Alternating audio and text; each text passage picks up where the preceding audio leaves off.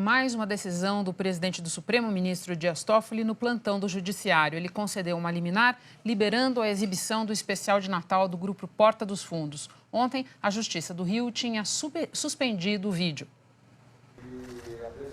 A decisão do ministro Dias Toffoli atendeu a uma reclamação feita pela Netflix. Ao decidir por manter a produção disponível no programa de streaming, o presidente do Supremo afirmou que o regime democrático pressupõe um ambiente de livre trânsito de ideias, no qual todos tenham direito à voz, e que diferentes visões de mundo possam ser expostas, defendidas e confrontadas. Dias Toffoli afirmou que a liberdade de expressão é um direito humano universal, sendo condição para o exercício pleno da cidadania e da autonomia individual, e que é um direito protegido na Constituição brasileira. O presidente do Supremo disse ainda que uma sátira humorística não tem o poder de abalar valores da fé cristã, que existe há mais de 2000 anos, sendo a crença da maioria dos cidadãos brasileiros. A decisão do presidente do Supremo saiu um dia depois de o desembargador Benedicto Abicair, do Tribunal de Justiça do Rio, suspender a exibição do especial do Porta dos Fundos a pedido da Associação Católica Centro Dom Bosco de Fé e Cultura. O desembargador afirmou que impedir a exibição tinha o objetivo de acalmar os ânimos até que houvesse um julgamento final sobre o caso. Na reclamação enviada ao STF, os advogados da Netflix afirmaram que a decisão da Justiça do Rio tinha efeito equivalente ao da bomba usada no atentado terrorista à sede do Porta dos Fundos. Silencia por meio do medo e da intimidação. E citaram o fato de que a Constituição brasileira proíbe qualquer forma de censura, inclusive judicial, de natureza política, ideológica e artística.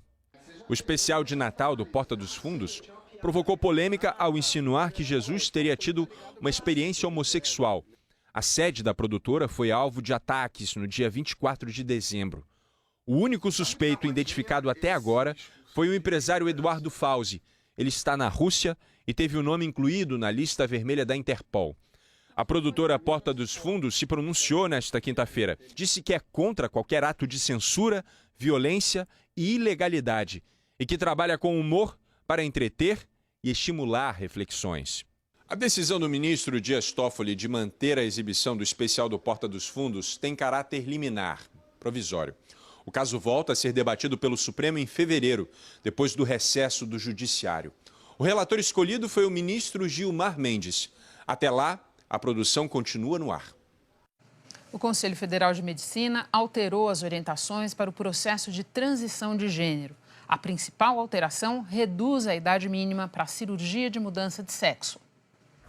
O Conselho Federal de Medicina levou mais de 2 anos discutindo a resolução, que reduziu de 21 para 18 anos a idade mínima para cirurgias. Segundo o Conselho, a intenção foi de igualar a maioridade civil. Antes do procedimento cirúrgico, será exigido pelo menos 1 ano de acompanhamento de uma equipe médica. O Conselho também reduziu a idade mínima para início das terapias hormonais, de 18 para 16 anos. E permitiu apenas em caráter experimental o bloqueio hormonal de crianças e adolescentes transgêneros menores de 16 anos. O bloqueio pode evitar o desenvolvimento das características de um sexo ou de outro, como barba ou mamas. Mas fora do contexto de pesquisa científica, intervenções hormonal ou cirúrgica são vedadas até os 16 anos. Um dos psiquiatras envolvidos nas discussões diz que a resolução leva em conta transformações dos primeiros anos da vida. Sexo é biológico, é anatomia. Gênero, como popularmente se fala, tem relação com a identidade de gênero, que é algo que é subjetivo, que é próprio de cada indivíduo, que se estabelece por volta dos 3, 4 anos de idade e que define se é menino, menina ou algo em transição. Quando chega à puberdade, é um critério muito importante, a mudança corporal. Os caracteres sexuais secundários, eles determinam inclusões ou exclusões em termos sociais. O diretor do Conselho Federal de Medicina disse que os critérios que levaram às mudanças foram técnicos. Todos esses conceitos que estão colocados aqui são simplesmente aprimoramentos de necessidades de correção de procedimentos médicos. Não há nenhuma questão de incentivo a nada. Pelo contrário, nós queremos proporcionar segurança e melhor saúde a essa população. Mas a aplicação dessas novas normas não vai ser automática no SUS. O Ministério da Saúde vai levar a resolução do Conselho Federal de Medicina para discussão com outros órgãos do governo. Hoje, apenas 5 hospitais públicos têm habilitação para cirurgias em transgêneros. Há um aspecto social muito forte nisso, né? Então, o Ministério da Saúde se articula quando uma regra técnica tem essa dependência de uma necessidade de uma estruturação maior. O Jornal da Globo fica por aqui. Outras